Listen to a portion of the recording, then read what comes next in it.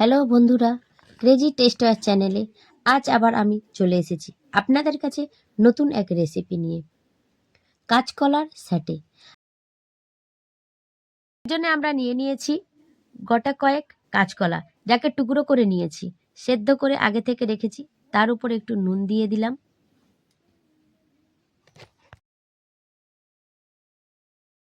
এরপরে দিয়ে দিচ্ছি লঙ্কার গুঁড়ি। তবে আবার আমি বলছি আপনাদেরকে, নুন, লঙ্কা, চিনি আপনারা যাই দিবেন না কেন আপনাদের স্বাদ মতন দেবেন, জিনিসের পরিমাণ অনুপাতে দেবেন। দিয়ে দিচ্ছি আমি 1 চামচ আদা বাটা,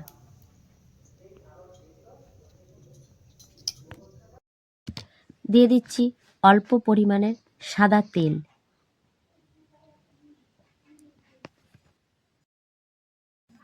দিয়ে দিচ্ছি এর উপরে আগে থেকে কেটে রাখা ধনেপাতার কুচি একটু উপরে ছড়িয়ে দিচ্ছি। সবগুলোকে একসঙ্গে মাখিয়ে নিচ্ছি। এগুলোকে ভালো করে মাখাতে হবে, কারণ এর ভেতরে মশলা একটু ঢুকে যাবে। নুন, লঙ্কা, ঝাল যাই বলুন না কেন, এটাকে ভালো করে একটু মিশিয়ে নিতে হবে।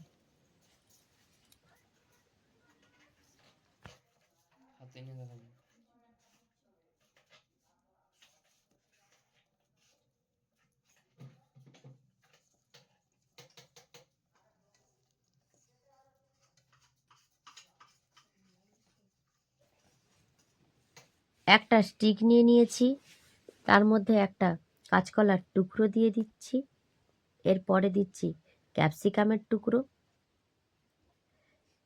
আস্তে আস্তে এটা করতে হবে, নাহলে স্টিকটা ভেঙে যেতে পারে। আবার আমরা একটা কাঁচকলার টুকরো নিয়ে নিচ্ছি, এরপর টমেটোর কুচি করে রেখেছি। সব সবজিগুলো একই মাপে আপনি কাটার চেষ্টা করবেন। আবার আমরা দিয়ে দিচ্ছি কাঁচকলার টুকরো। এইভাবে আমরা রেডি করে নিতে হবে, প্রত্যেকটাই আমরা রেডি করে নিচ্ছি।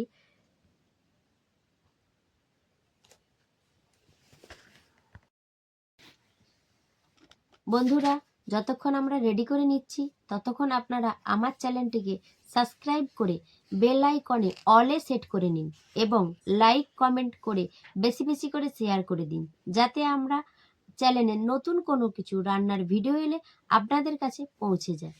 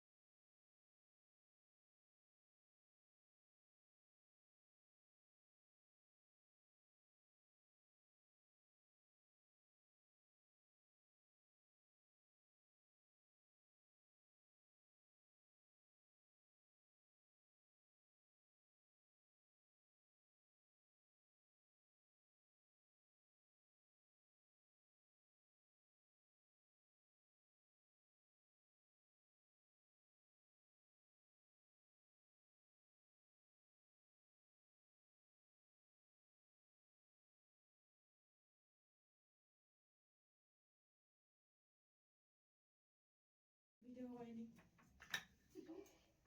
কয় গো, কি সব করে দিচ্ছে, কি গো তুমি কি সব জানিয়ে দিচ্ছ গো? না না কিছু জানাইনি। আরে জানলে কি হবে, তার মেয়ে শিখতে হবে। কি গো ভাইরাল হয়ে যাচ্ছে, ভাইরাল হয়ে যাচ্ছে। দেখতে লাঠি খুলতে দেয় না। ও, তুমি দেখতে পাচ্ছ, দেখতে পাচ্ছ, এই দেখতে দেখো পাচ্ছ?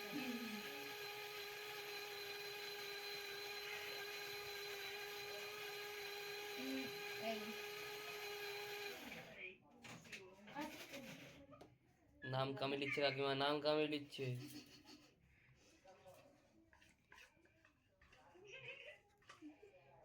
এই আমি যেন ভাইরালে না আসি। এটা কি হচ্ছে এটা আমি জানি না, এর নামও জানি না। এটা এটা দেখো, এরকমই করে সবকটা আমরা সুন্দর করে রেডি করে নিয়েছি। একটা পাত্রে কিছুটা বেসন নিয়ে নিয়েছি, তাতে একটু লঙ্কার গুঁড়ি, হালকা একটু খাওয়ার সোডা আর কিছুটা ধনেপাতা ছড়িয়ে ভালো করে মিশিয়ে নিচ্ছি।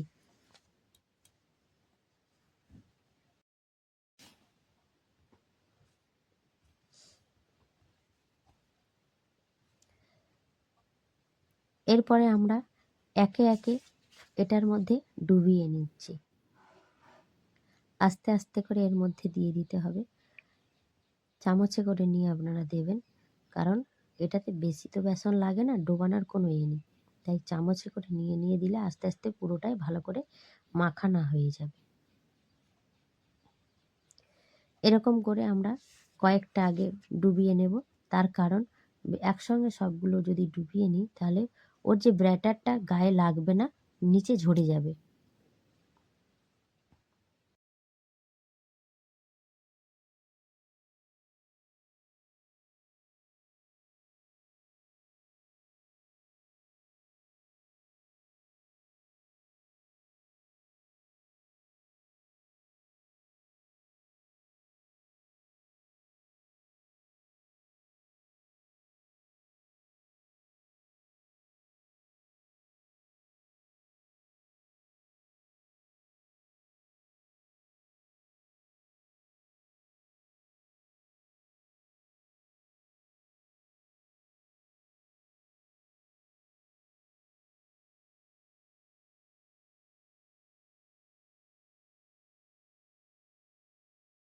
আমরা রেডি করতে করতে আগে থেকে কড়াতে কিছুটা তেল দিয়ে গরম করতে দিয়েছিলাম।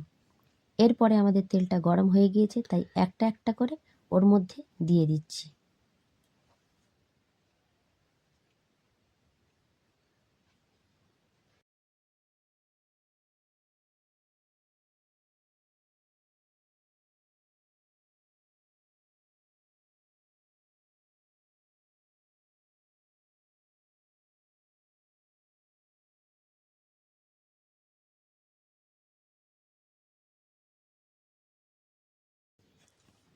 আমরা এরকম করে হালকা হালকা করে তেলগুলো, গরম তেল যেহেতু উপর থেকে দিয়ে দিলে, কারণ দু পিঠটা তাহলে ভালো করে ভাজা হবে, তাই একটু সরিয়ে নিচ্ছি যাতে আরও একটা এখানে দিয়ে দেওয়া যায়। আস্তে আস্তে আপনারা করবেন, কারণ এতে যদি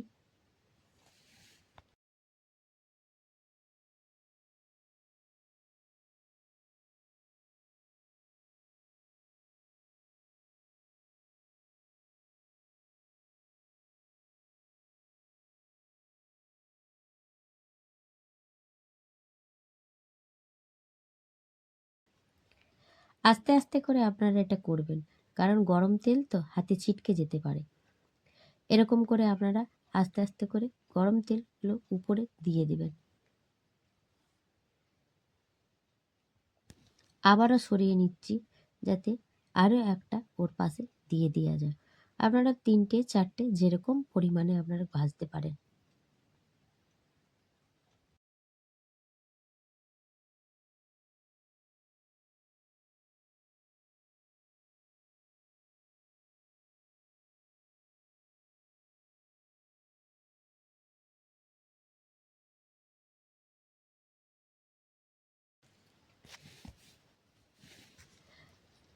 এবার আমরা উল্টে নিচ্ছি একটা একটা করে, আস্তে আস্তে করে।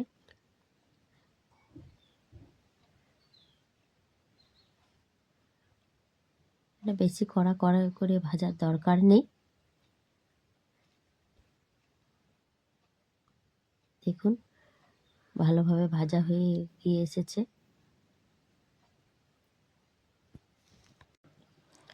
আমাদের হয়ে গিয়েছে। আমরা এগুলোকে একটা ছাঁকনিতে করে তেল ঝরিয়ে তুলে নিচ্ছি।